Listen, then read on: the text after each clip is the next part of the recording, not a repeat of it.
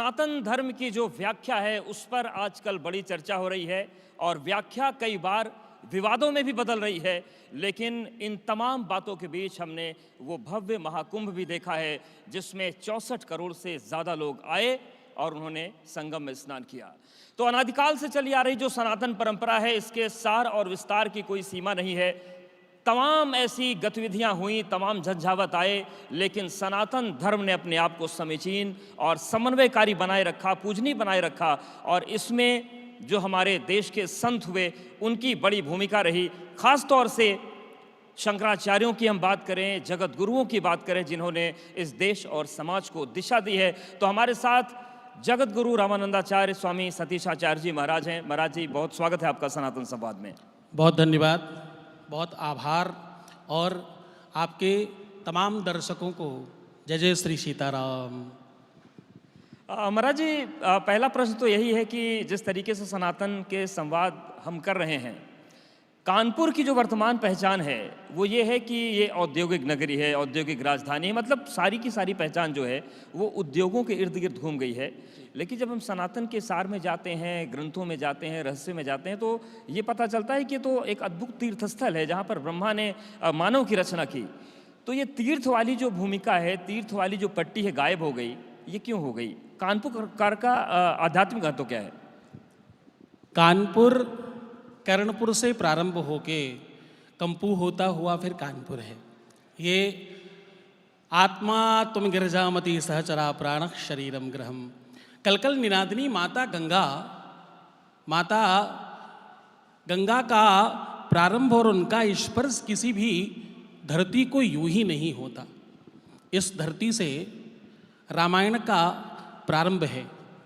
यहाँ वाल्मीकि आश्रम है, यहाँ ब्रह्मावर्त घाट है, यह आध्यात्मिक नगरी है।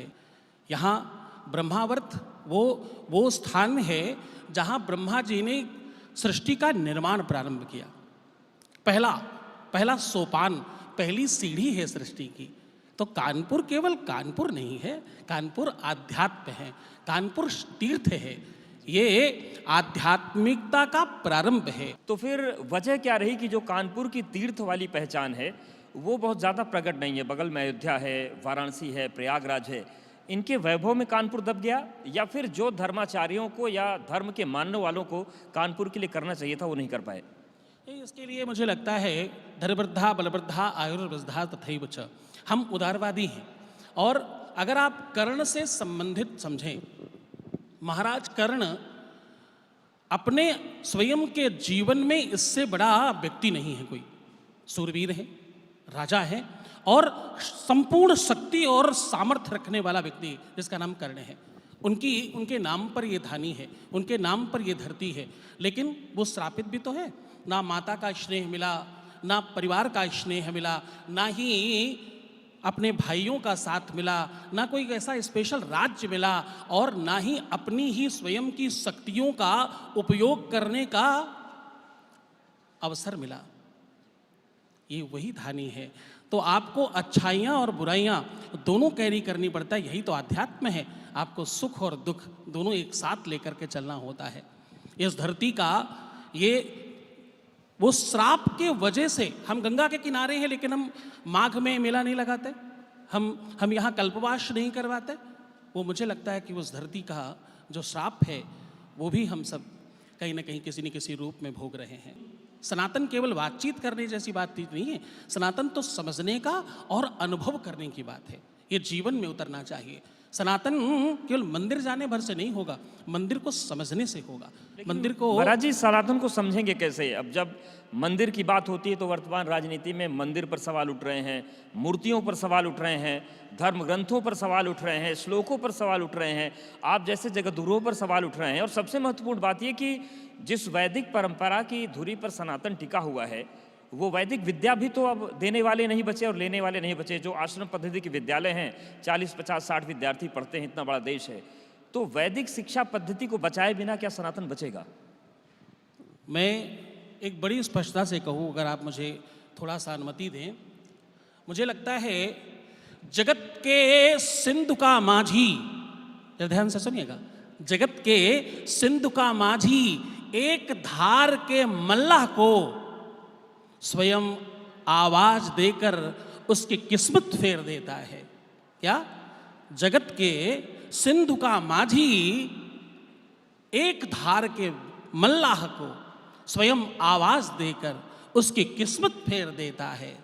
समय बलवान है, समय बलवान है, माना वो मेहनत पर पानी फेर देता है, पर परमात्मा पानी पर मेहनत फेर देता है।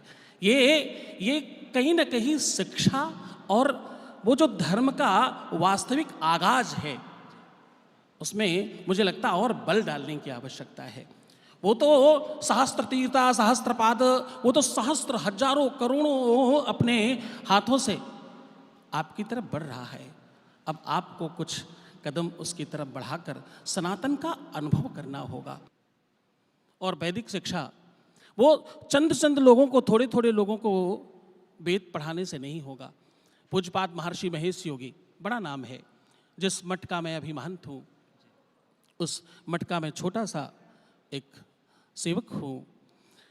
उस मठ में एक साथ लोग जानते नहीं होंगे, 25 लाख पंडितों को, आचार्यों को, जो वेद पढ़ रहे हैं, जो घरों में जाकर पूजा कराते हैं, जो आपके संस्कारों को करा सकते हैं, उनको ट्रेंड किया, उनको तैयार किया, उनको व्यवस्थित किया। ऐसे संतों को आगे आकर के उनका प्रचार करना होगा। अभी आप YouTube पर चले जाइए, किसी भी सोशल मीडिया प्लेटफॉर्म पर चले जाइए, तो ऐसे लोगों की बाढ़ है। कोई कह रहा है कि आप घर में शराब पीना शुरू कर दिए तो आपका शुक्र सही हो जाएगा। तंत्र योगा एक ऐसा शब्द है कि उसके नाम पर जितनी अश्लीलता हो सकती है वो हो रही है, और बड़े फॉलोवर्स उसके। ऐसी, ये कुछ उदाहरण मैं दे रहा हूँ, बहुत सारी चीज़ें ऐसी हैं। पर्सनलाइज कुंडलियाँ बन रही हैं, ग्रहों की ऐसी ऐसी व्याख्या हो रही है कि वो किसी ग्रंथ में हो सकता है ना मिले। इस चीज़ का कोई इलाज है आप लोगों के पास? देखिए, प्रचार और कुप्रचार ये दोनों सदियों से है। जब प्रचार होता है तो वहाँ कुप्रचार भी होता है, और इसमें सबसे पहले दूसरे की जय से पहले खुद को जय कहें। हम अतिक्रमण सुनना चाहते हैं, हम अच्छी चीज़ें सुनना नहीं चाहते, हम अच्छी चीज़ें देखना नहीं चाहते। जब तक हमारे अंदर वो परिवर्तन नहीं आएगा, आप जिस योगा की बात कर रहे हैं कायदे में, तो उसके ऊपर बैन होना चाहिए। इस पर तो सरकारों को आगे आना चाहिए, क्योंकि वो योगा नहीं है, वो योग नहीं, वो संभोग को योग की तरह दिखाया जा रहा है, और उससे आपके सनातन को पूरी तरह से धूमिल किया जा रहा है। सनातन को समाप्त करने के लिए यही लोग तो हैं आतताई।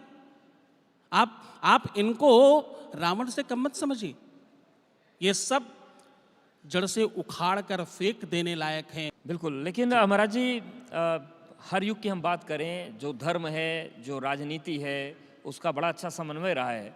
और इस बीच तो थोड़ा और ज़्यादा अच्छा समन्वय हो गया है कि जो धार्मिक प्रतिबिंब हैं उनकी जातियाँ खोज के राजनीति हो रही है। कोई वाल्मीकि के नाम पर किसी को कुछ समाज से जोड़ देता है, हनुमान जी की जातियाँ तक बता दी गई। इसके अलावा तमाम जाति स्तर पर चीज़ें धर्म को जोड़कर हो रही हैं। किस तरफ देश जा रहा है? इस प्रवृत्ति को, जो राजनीति, उसको लेकर क्या कहेंगे? नहीं, ये जो जातीय परंपरा है, मुझे लगता है कि ये अपभ्रंश है और ये कुप्रचार है। एक पिता की 4 संतानें, एक पिता को 4 संतानें हैं, एक सबसे छोटा है, फिर वो थोड़ा और बड़ा है, फिर थोड़ा एक और बड़ा है, और एक सबसे बड़ा है। इसमें जाति कहाँ से आ गई? ब्राह्मण, क्षत्रिय, वैश्य, शूद्र नाम है वो परंपरागत, वो व्यवस्थागत, वो उनके कार्य के आधार पर, वो उनके समन्वय के आधार पर, वो उनके नेचर के आधार पर, वो उनकी निजता के आधार पर उनका परिचय है। आप नाम से किसी के परिचय कैसे जान लेते हैं? आपको कैसे मालूम कैसे पड़ता है? ये समरसता का दर्शन है साहब हिंदू। ये जो हिंदुत्व है, ये जो सनातन है, ये समरसता का दर्शन है। आप नाम से, उसमें शूद्र को, क्षत्रिय को, वैश्य को नाम से नहीं, काम से जाना जाता है। सब एक हैं। अरे आप कुंभ की बात ले लो, एक वो व्यक्ति इस देश का कृषक, पसीने से तरबतर, माता जगत जननी माँ भारती की भूमि और उस मिट्टी से स्नान किया हुआ, जिसको आप मलिन कह सकते हो, उसी जल में स्नान करता है, और उसी जल में इस देश का महानायक नरेंद्र मोदी जी भी स्नान करते हैं। जी, ये समरसता नहीं तो और क्या है, जरा सोच कर देखिए। संवाद के जरिए जो बातें हैं वो निकल कर सामने आए और मूल रूप से सनातन को लोग समझे, क्योंकि बहुत सारे ऐसे कन्फ्यूज़न हैं जो सनातन के मानने वालों को भी कई बार ऐसे विचारों से भर देते हैं कि उनके मन में सवाल उठ जाते हैं। बहुत धन्यवाद आपका हमारे साथ जुड़ने के लिए और हम सबका मार्गदर्शन करने के लिए। बहुत आभार। जय जय श्री सीताराम।